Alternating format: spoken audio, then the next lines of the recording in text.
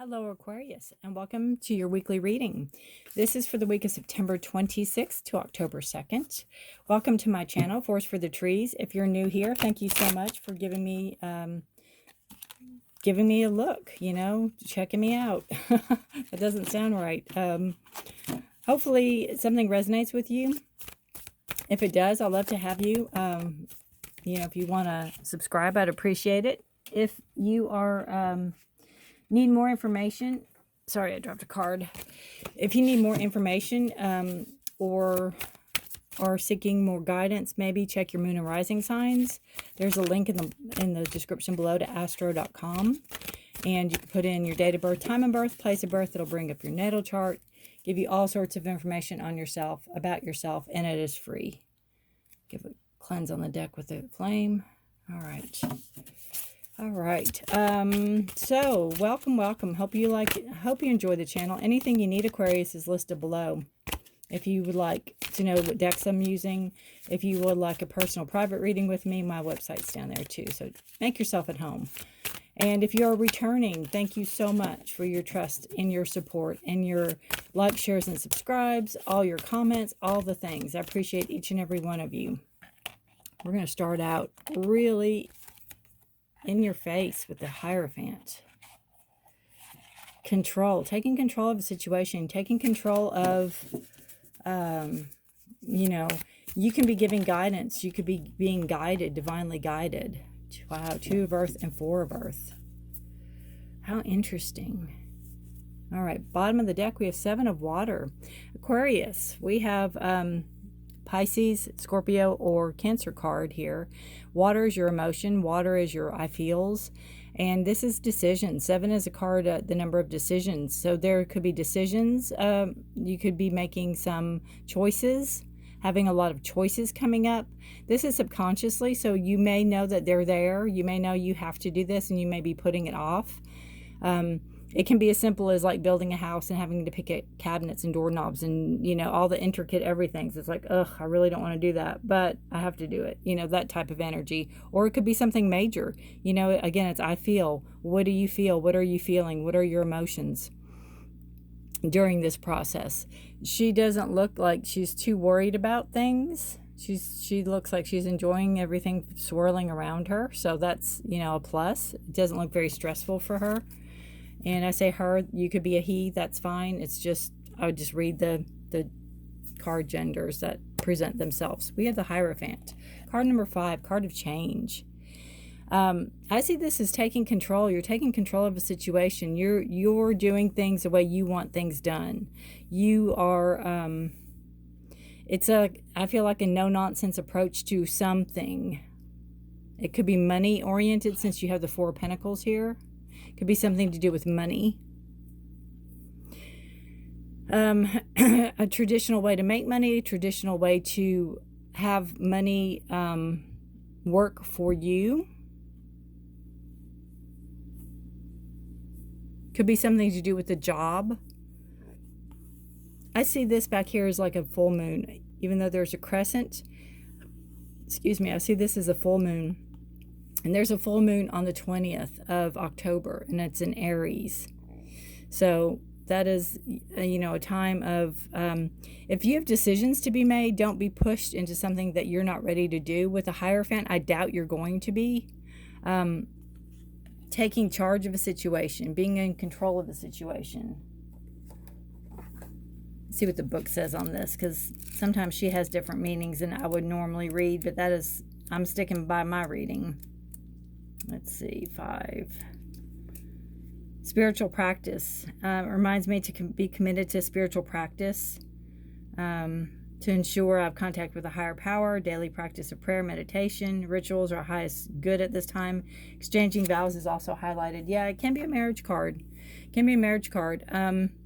But it's something traditional. It's something that again, the ritual or the meditation or something you practice, something you keep up on.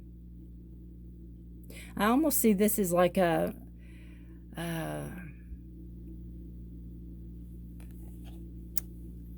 something you're investigating or something you're researching. I see this as a research card for some reason with you.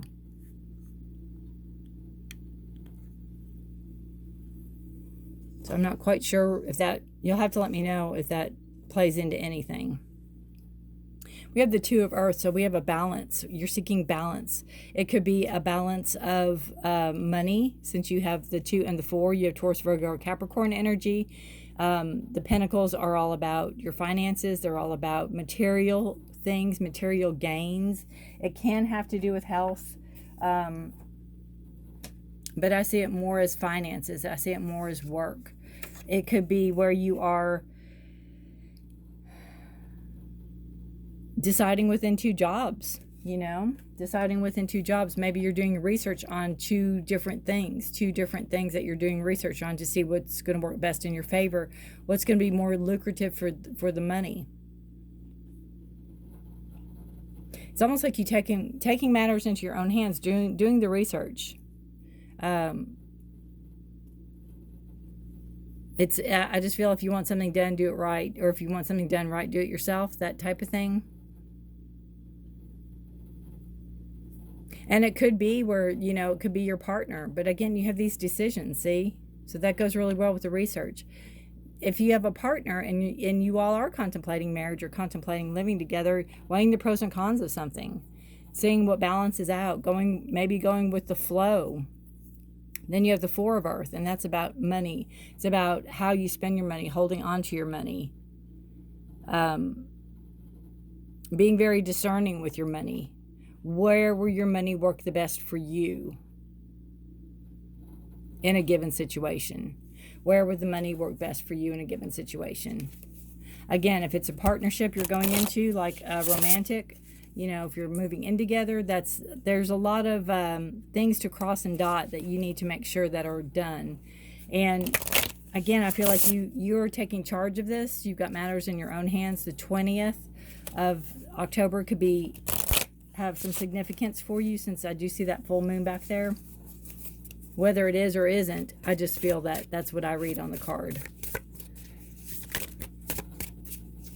And again, it's time to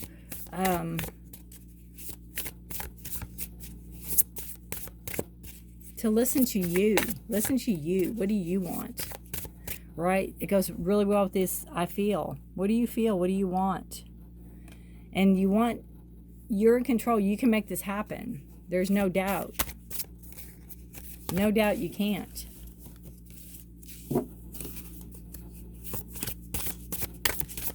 It's, controlling the money, seeing where it's best spent, seeing what's the best balance, what's the best bang for your buck, so to speak. All right. We have Mandrake. I always think of Harry Potter when they were in herb class and they pulled out the mandrake root and it would scream.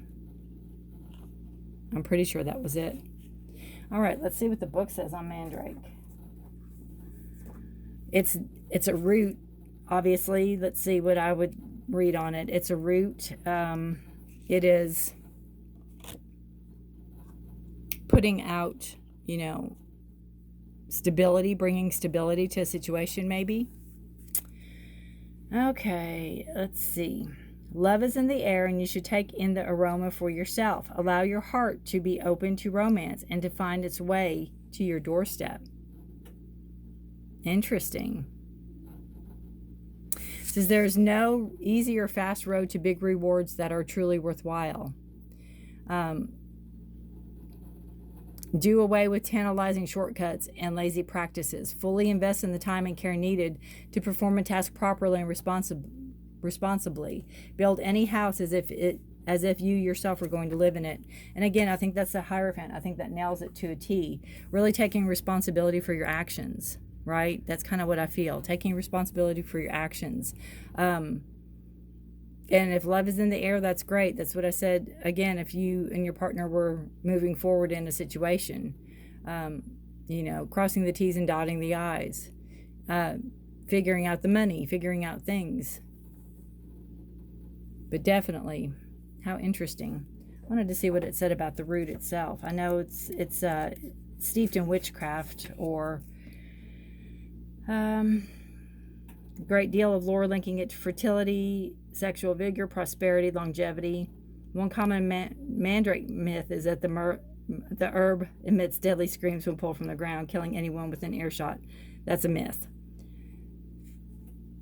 As mandrake is difficult and temperamental plant to grow, the story may have been spread by magical practitioners to discourage other people from over-harvesting it. Most curious thing about mandrake is its thick taproot has a tendency, with a little imagination, to resemble a person, like a little person. This familiarity has earned mandrake a special place in witches' hearts, with multitude of applications in sympathetic magic. Aww. So I guess it does look like a little person. And also, too, with a root, anytime I get a root card, I think of getting to the root of a situation. You know, asking yourself, again, it could be with this decision. Is what I'm doing valid? Is it meaningful? Is it going to be harmful?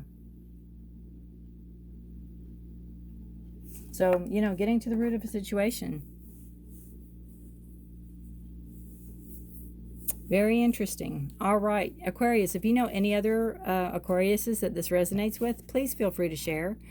I love how these two cards are similar. Good luck to you this week. Please let me know how this resonates. I'd appreciate it. Take care of yourself, take care of others, and stay safe and healthy until next week. Aquarius, bye for now.